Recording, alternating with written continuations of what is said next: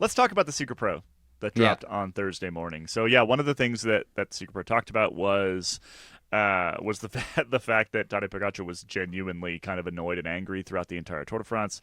He referenced possibly Visma's just sort of annoying tactics in the first week, kind of pissing him off. Basically the insinuation there being that Pogacar was just already knew he was going to win the race, and so he's like, "Why are you guys doing this? It's just annoying, that he's just making me chase you around all over the place." But still, that's bike racing, and again, attitude problem, I think. Come on. And then, what are some of the other things that Secret Pro mentions? I think the Vuelta. Let's maybe hone in on the Vuelta a bit here. One of the last things in the column is looking ahead to the Vuelta, and the thing that he's looking forward to most. And the thing he's looking forward to most is Juan Ayuso and Almeida hating each other and then having to race next to each other at UAE at the Vuelta, which is just, we've kind of known this, but to have it come from somebody inside the peloton who's like watched them interact, very funny. Very funny. So, go on. I mentioned this in the race preview. So first of all, go read the race preview. And second of all, one of the interesting things about the Secret Pro is that there were like more anecdotes to back this up. It wasn't just like, "Hey, I've heard this about them." Yeah, it was like, "Here's why I know this is true." And the drama. I love the drama, first of all, and then also, it pains me to say this, but what he said about how most of the team seems to be anti Ayuso, but Machín Fernandez, the team manager, being sort of the guy who's his backer within the team. It pains me to say this, but this is what Moo has been saying all along. And it sounds like it's... To be clear, the Secret Pro is not Moo. Okay. No. And so Moo isn't necessarily a pro. Yeah, we're not that desperate to drive memberships. Speaking of Moo, actually that popped into my head. I've got the tweet saved somewhere where someone unmasked Moo.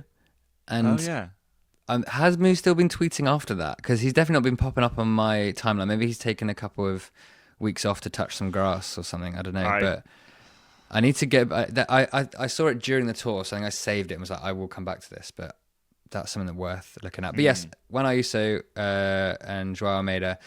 Specifically, the bit I like from the Secret Pro about this is being like, just wait and watch until one of them gets dropped on a climb and see how the other and the team react, which I like because, I have no idea who the Secret Pro is. I don't want to spoil the fun for myself, but I'm presuming it's not one of the GC contenders of that level. So it's fun to have a rider looking forward to pain in the way that there will at least be pain for people better than him on the climb when the whole fallout of this happens.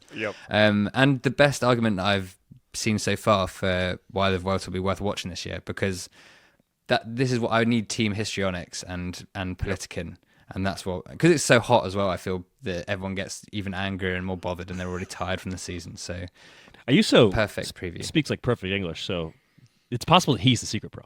Just want to point that out. That would be great. He's cool. Putting misinformation there so you can have the best comeback story ever.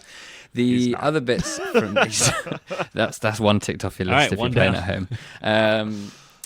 The other couple of things that I liked from the Secret Pro, we won't give away all of it because there's great stuff about teams that if you're going to, it's basically career suicide, which I think is superbly spicy from the fella. How the Secret Pro backs up how Roglic was literally going around to everyone in the peloton telling them that he just didn't give a fuck, and and that apparently this was the talk of team buses outside of Red Bull Bora Hansgrohe every morning. It's been like, what is this guy on? Literally everyone apart from Roglic, maybe even Roglic himself, was just so confused by his behavior. I like how the Secret Pro tells a little story about riding up to Roglic on the day that he wore the no-show socks and being like, hey, why? And Roglic being like, because I don't care.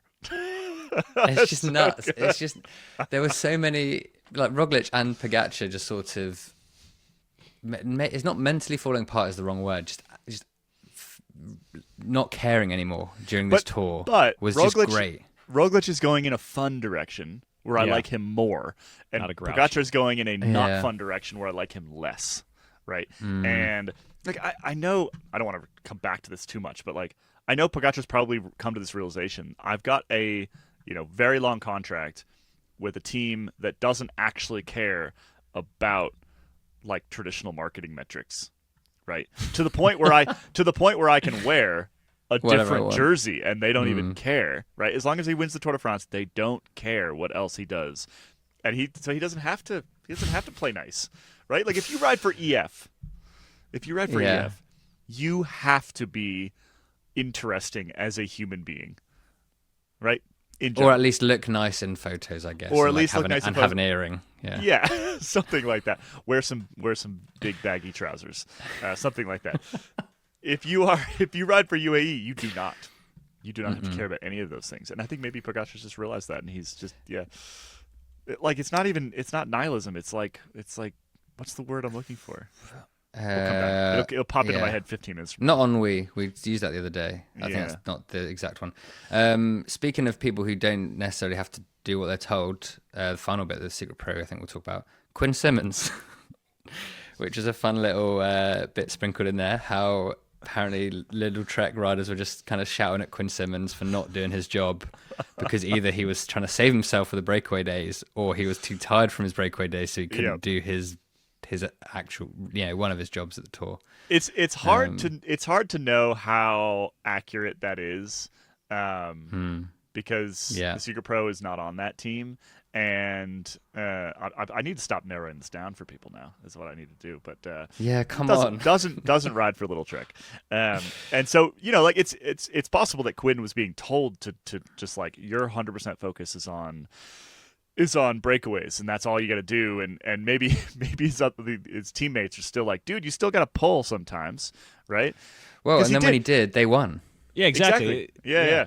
Like, and the Secret Pro does say he's just ridiculously strong. Like he's crazy strong, and so you can see why the team management would be like, yeah, go for the breakaway stage win kind of thing. Yeah. But it was a funny little tidbit. Yeah, there's two instances of the Secret Pro talking about things that are being yelled at the back of a peloton, both of which I think were enjoyable. The other one has to do with Ayuso and Pogacar, which is another little good. But yeah, good if you're not a member, I think the Secret Pro column is literally worth subscribing. It's just great. Like you don't get this level of insight because they are the rider is protected by the branding of the Secret Pro.